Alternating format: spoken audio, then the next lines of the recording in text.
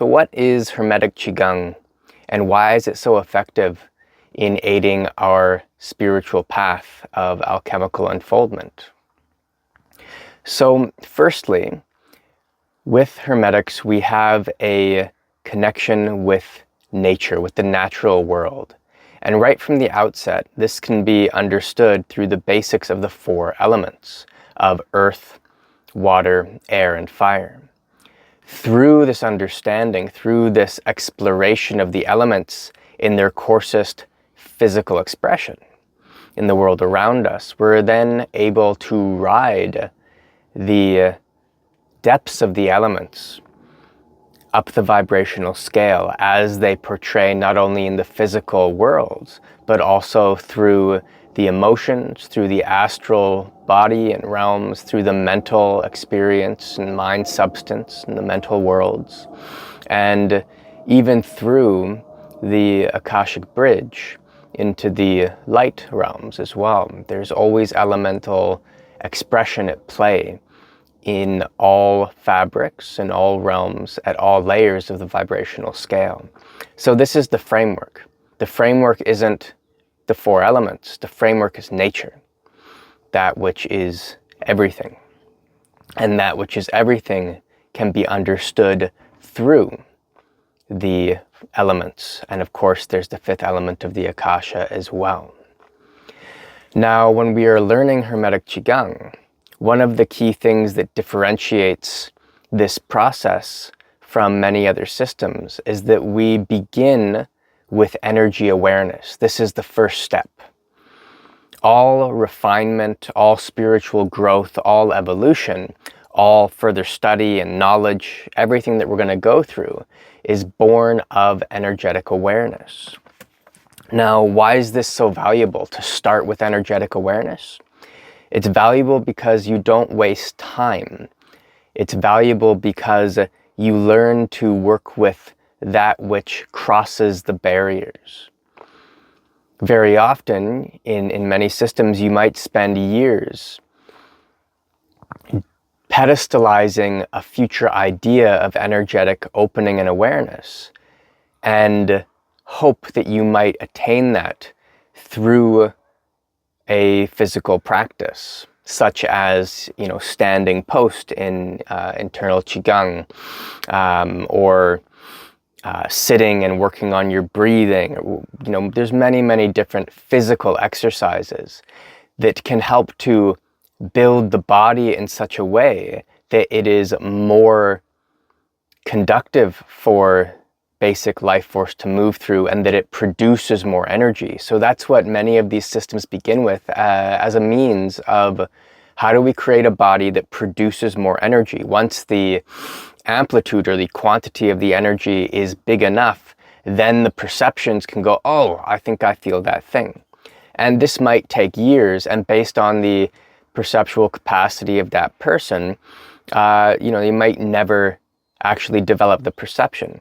That doesn't mean you won't potentially reap the benefits or harms of more energy. But the awareness isn't there, which means you cannot tune your training process.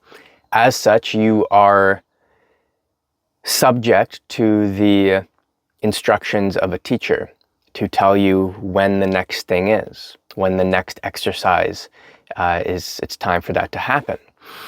So discernment of environmental triggers and what they do to the energy at every layer of the vibrational scale, at each plane of existence, being the physical, the vital, the astral, mental, and of course in through Akasha and light.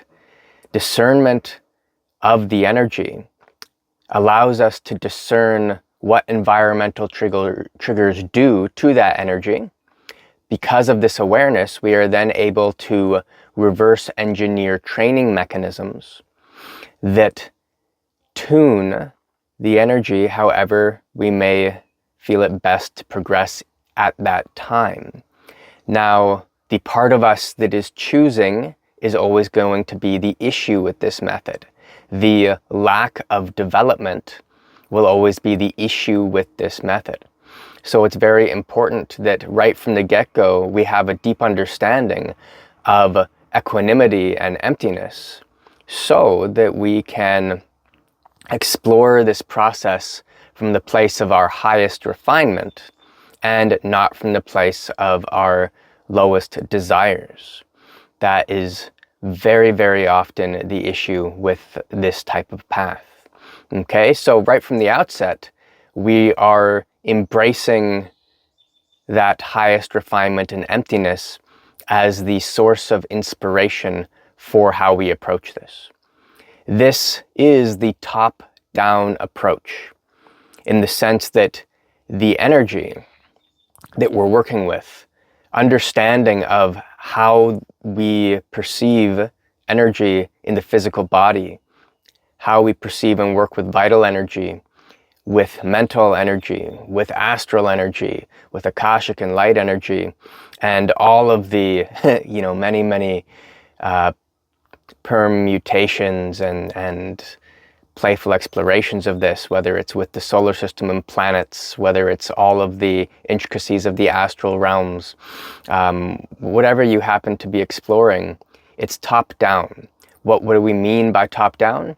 It means the energy comes first. Again, whatever layer of the vibrational scale that might be, the energy comes first, which means that instead of focusing on, say, a mental form, a mental object, we can have our awareness be tuned to the mind substance itself. Instead of focusing only on an astral expression like goodwill or compassion or love, we can have awareness of the energy itself, which permeates all of the, say at the astral level, all of the emotional expanse.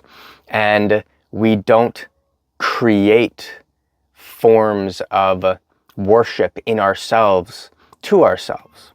So this allows for very, very rapid progress because we can constantly be working this sliding scale.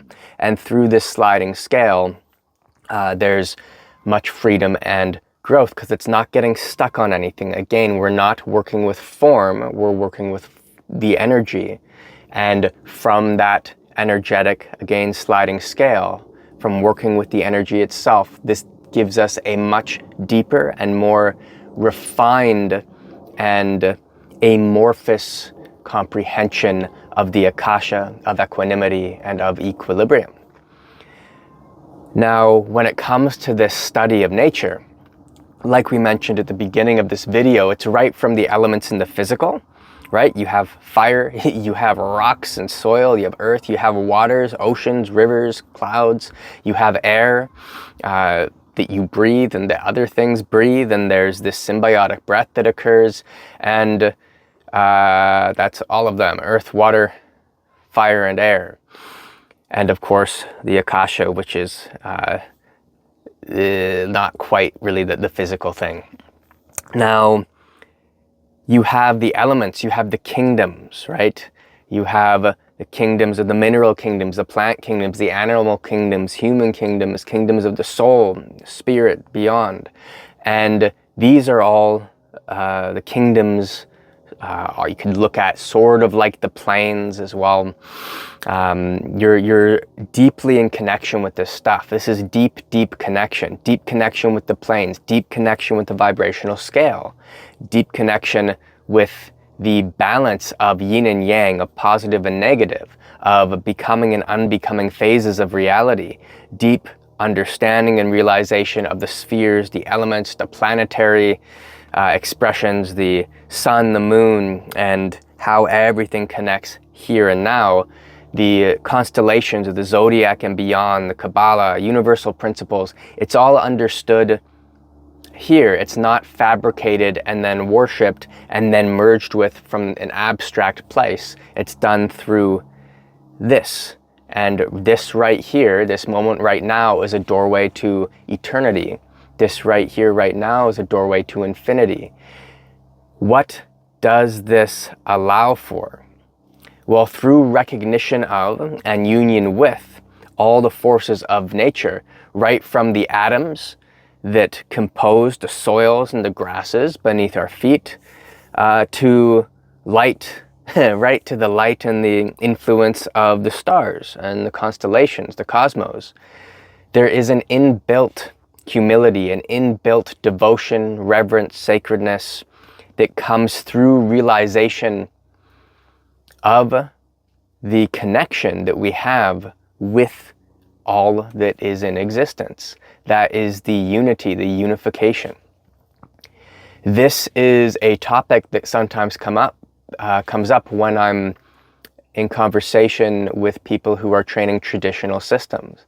And they'll ask, like, well, where does devotion come into this? Where does reverence come into this? Where does humility come into this process that you work? And the answer is, it's baked in. You can't meditate deeply on the elements and be in that connection, in that unity, without having deep humility for the soils that mineralize your body, your bones, the substance that's you. When you recognize the planetary exchange of waters and of air and of course the minerals and the elements, the light and life force that animates all life on the planet, you can't but help have humility and devotion to these things, to express deep reverence and gratitude and find a deep, deep, deep sense of stillness and equanimity, being one with all of this stuff. Now, it's easier typically to understand from the earthen place, from the dense, solid matter. And then as our own training and evolution unfolds, we become aware of more and more subtle aspects of influence and connection, which leads us to deep connection with, say, the sun and the moon as a place to start. And from there into the rest of the solar system, through the planets, the planetary spheres. As the awareness becomes more refined, you start to tap into various intelligence and beings and cosmic principle, universal mind. And this, of course, helps us refine further. We can then start to perceive the influence of the zodiac and beyond. And this is how the path unfolds. It's why it's so effective, and it's why it's so variable in terms of its expression. Very often we think of the only expression of working with energy is based off the coarse energy of the body. And that is what you start with typically, working with vital energy of the body. So you build up that vital energy, and with many systems, this is where it stops. But if we continue on with this path of surrender and universal cosmic union with nature, we find that different people have different expressions, different paths, different frequencies on the vibrational scale that are there closer to their operating frequency, and that's going to be both their path of learning and their path of expression. And then we can start to bridge these as we train more and more and more.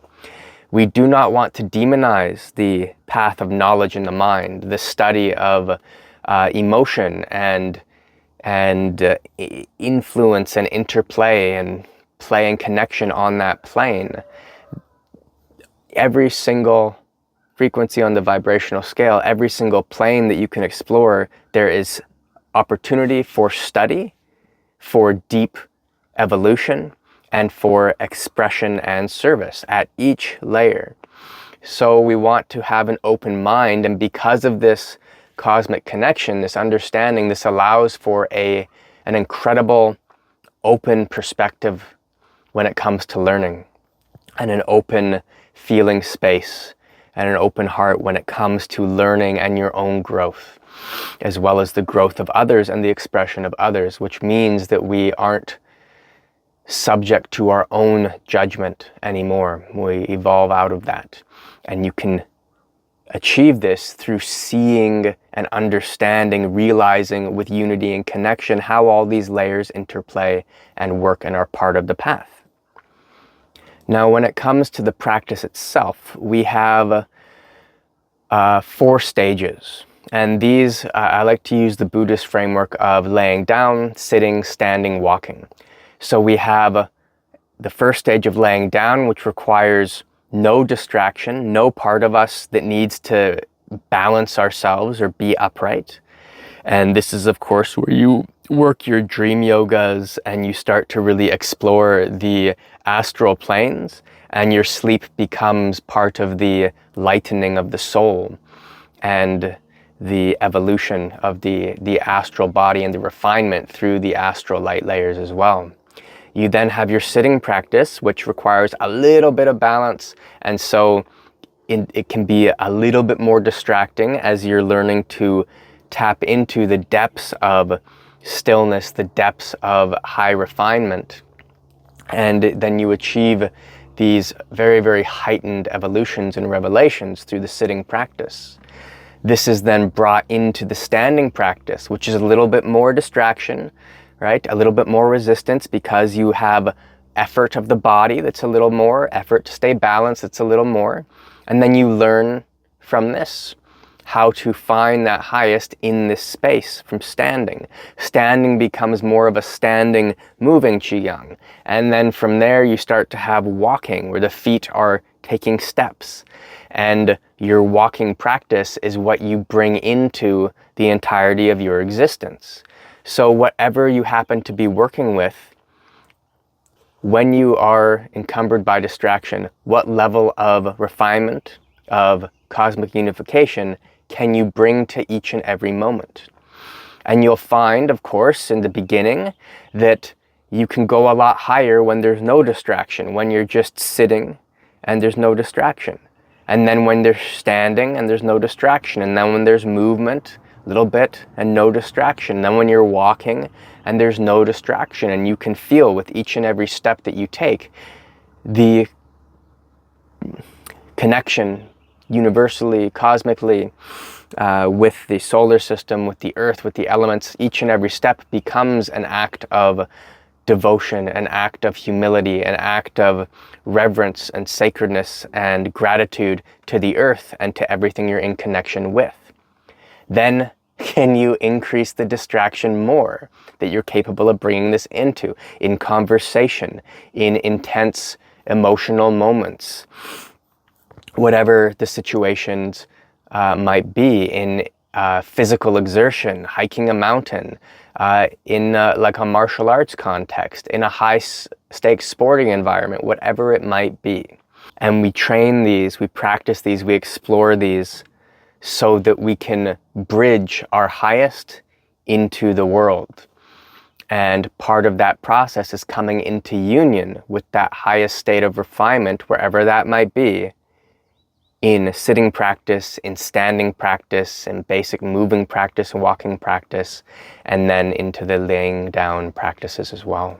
Thank you for watching. If you feel inspired to take the next step on your spiritual path, I'd love to see you at a retreat or a workshop. These are very powerful, transformative events, and they're steeped in energy, steeped in nature, steeped in connection and transmission. So I'd love to see you out at one of those. You can also become a member on the website, where you get exclusive access to the available courses in Hermetic alchemy, Qigong, meditation, and of course there's the Tai Chi program.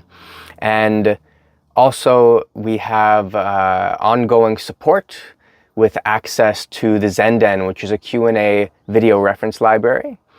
And this is there to aid you in developing your understanding, your confidence, your clarity along the path as you go. All right, hope you enjoyed this. Share, subscribe, have fun, practice, and we'll see you on the next one. All right, thanks a lot. Bye.